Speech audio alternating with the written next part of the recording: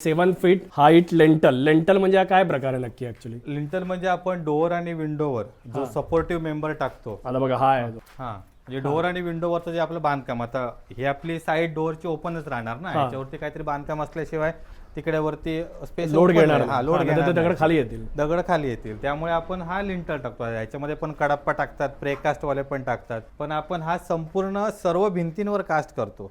सर्व भिंतींवर कास्ट केल्यामुळे काय होतं की सेम स्ट्रक्चरला जे क्रॅक जातात इनबॅलन्स म्हणजे लोडमुळे, तो पहिला जात नाही. त्याच्यानंतर अजून कास्टिंग करतो म्हणजे त्याच्यामध्ये आता काय काय आहे? एक तर सिमेंट आहे हो आणि प्लस स्टील रेन्फोर्समेंट. आता बॉटमला जे आपण 8 mm च्या साड्या वापरतो, तर इकडे ओपन स्पेस जास्त असतात.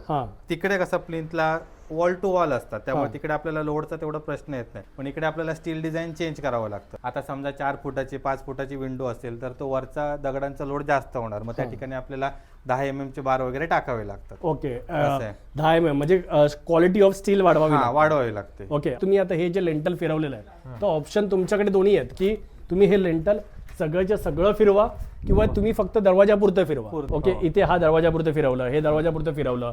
आता यांनी हा भिंतीवरती पण तुम्ही बघू शकता, या भिंतीवरती पण हे लेंटल फिरलेलं आहे सगळ्याच्या सगळं. इथे जर तुम्ही ते नाही फिरवलं तर याच्यामध्ये बघा मेजरली कॉस्टिंग काय आहे घर बांधण्यामध्ये.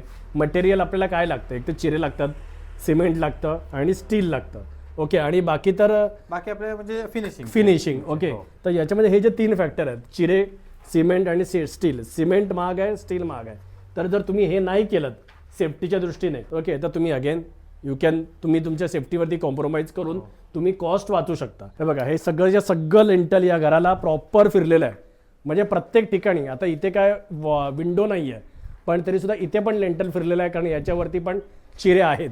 आता हे असं बांधकाम आहे की उद्या यांनी याच्यावरती G+2 केलं तरी काही प्रॉब्लेम नाही, तरी काही प्रॉब्लेम येणार नाही. ओके, सो हे याचं ऍडव्हान्टेज होऊन जातं. हा लॉफ्ट आहे, हा लॉफ्ट आहे, हा पण लेंटल बरोबरच फिरतो. हा लेंटल सोबतच फिरतो.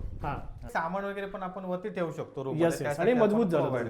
Okay, same thing with the bathroom slab. आता इथे आता बघा, हा इथे आहे हा बाथरूम स्लॅब.